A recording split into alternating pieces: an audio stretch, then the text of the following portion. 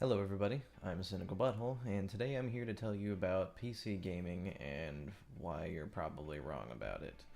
So, a lot of people seem to have this idea that creating a PC strong enough to run video games is going to be a difficult experience, or that it's going to be extremely costly, and most people just don't actually understand it, nor do they want to put in the time it takes to make a computer, or even buy a pre-built one. It's not much of a deal. So I decided to do some number crunching and go through and figure out exactly what it takes to build a about average gaming PC in comparison to buying a console and then all the prices that come with it. So let's go through some of the numbers here. Let's say you decided to go with an Uncharted 4 limited edition bundle with two remotes. So you're going to get the game, you're going to get the console, and two remotes. So that's $422.03. And let's say you also want to buy 1 year worth of PlayStation Live, which is going to cost you $49.99. We'll round it up to $50. Now on top of that, you're going to have to pay for your internet bill. So I used my internet bill as an example. It's going to be $65 a month. So total, you're going to spend $537 to set yourself up with one console, two remotes, one game that's going to come with it, and of 1 year of online play, as well as the monthly internet bill. So you kicked out $537 for one game.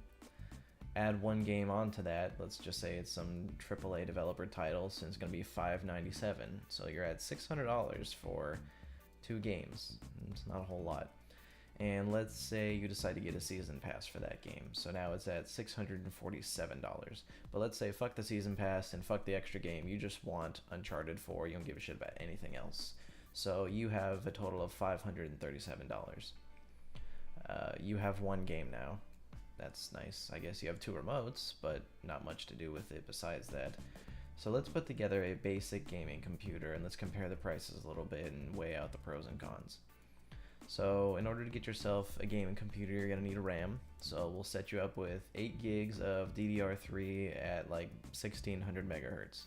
So that's $38 from Amazon. I'll include links in the description as well as little photos and whatnot. 1 terabyte hard drive, which is going to be 7200 RPMs, most likely by like Western Digital or any of the plethora of companies. That's going to be $50.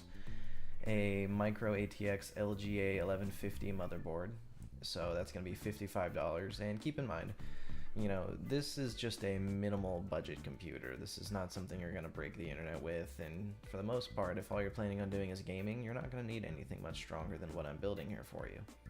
So that'll be $55, and then we'll add a 3.2 gigahertz processor, which is, I would say, if you're looking to do stuff like editing, rendering, live streaming, 3.2 might be a little bit on the low end, but if you're just looking to do video games and watch YouTube videos and Netflix and shit like that, then you're not really going to need much more. So that's going to run you 178, a GTX 960 graphics card, the 4 gig, with 4 gigs of VRAM, $219. 700 watt power supply, which is honestly a little bit overboard. You could probably do with like a 600 or 650 and you'd be fine, but let's just say you want a 700 just to make sure you're getting everything you need to. $55. And for a micro ATX case, you can kill 25 bucks on that. And on top of that, we're gonna do internet, so $65 a month. So for $685, you have a gaming PC that's, if I'm not mistaken, actually stronger than your Xbox One and your PS4. And let's take a look at the price differences. So if you just wanted the one game, then you've got $537 for your PlayStation 4 full setup, including the 1 year of PlayStation Live and the internet bill. So $537 versus $685 for a full computer setup, not including mouse, keyboard, monitor, but those things can be pretty easily acquired, and I didn't want to include a price on those because a lot of people have preferences based on how they like to play them. So, some people will be happy with the 59.99 megahertz, megahertz or gigahertz. I think it's just hertz actually. The 59.99 hertz monitors that allow you to do up to 60 frames per second.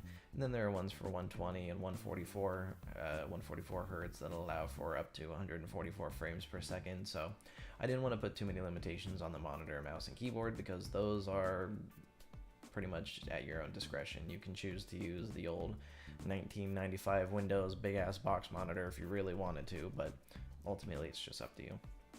So $685 for a full gaming PC that can do just about anything, honestly. I mean, I decided to spring a little bit heavier on the graphics card for the GTX 960, which is what I've got in my computer currently, and it runs anything on any settings. It's fantastic.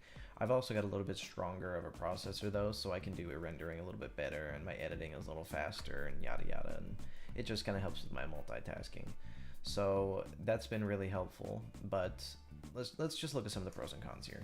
So when investing in a console, as far as I know, there aren't a whole lot of free games available when you purchase a console. Like, as far as I know, there's little to no free market on there. It's just kind of, you get what you pay for, and the console market kind of has people's balls in a vice when it comes to that stuff, because they know that people will be willing to shell out, you know, $60 for the new game, $50 for the season pass, which only lasts for one season.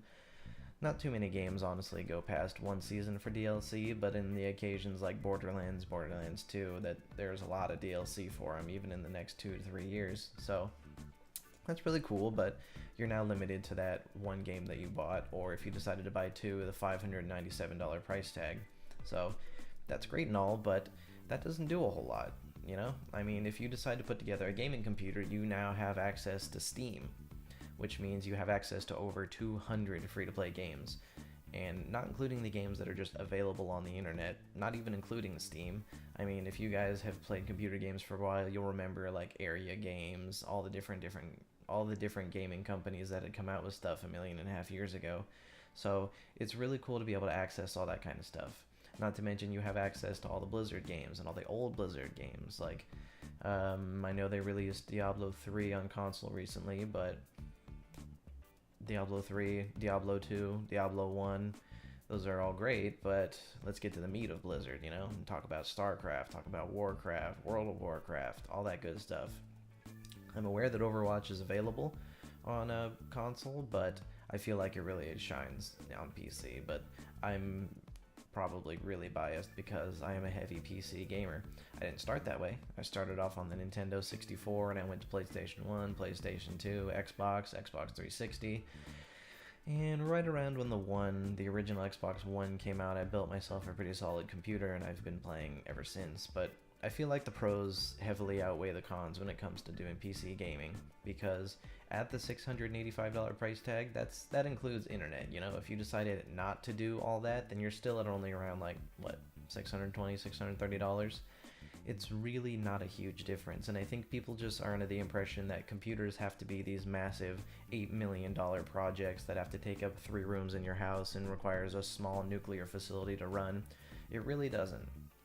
I put together my gaming PC for just about $1,000 out the gate, because I kept my motherboard from my previous build because it still had some pretty good slots for a processor.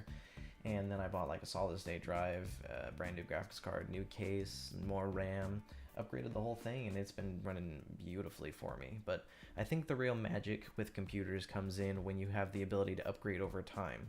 You don't have to have the PS4 and then like, the shit, they came out with a new one, so now I gotta go get that, or I have to upgrade my memory, and yada yada, blah blah blah. Like, PC market is so free, you know? Now, keep in mind, on all these prices, I just looked up on Amazon. I just looked up power supply, pulled one that I figured would work as far as the wattage goes, and I went with that. RAM, went with one of the first 5 or 10 things. You know, you can go to every website and price match and look for things that fit your budget a little better, and you can fine tune your settings, and you can customize it, you know? My build is very me specific. It's got all the colors I like. It has room for upgrades, which is really important to me, but not everybody would want to do that. You know, a friend of mine at work actually just upgraded his PC for the first time in 10 years, and it's just this Frankenstein monstrous piece of machinery. It's not incredibly overdone, but it does what he needs it to do. Alright, I'm rambling a little too much. I get too into this topic.